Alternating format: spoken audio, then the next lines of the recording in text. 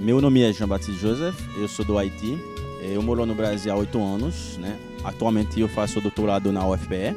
Então eu recebi o convite do professor José para participar nesse projeto que é o UFPE no meu quintal, que é um excelente projeto, para poder falar sobre minha vida, né? Que é uma palestra que é um trabalho que eu faço no Brasil através de uma palestra motivacional, que é do Haiti para o Brasil. Acredita, é o primeiro passo para realizar seu sonho. Então, para mim, participando desse projeto é uma experiência maravilhosa, né? Já que a própria equipe da UFPE no meu quintal pensa em levar esse projeto no Haiti.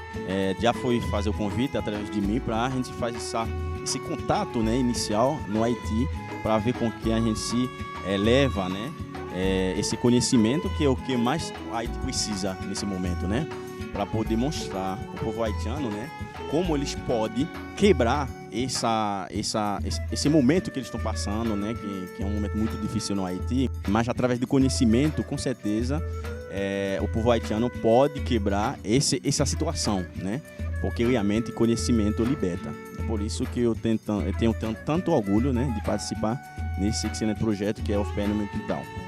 Enquanto professora, posso dizer que para um município receber o projeto da UFPE no meu quintal é um verdadeiro troféu.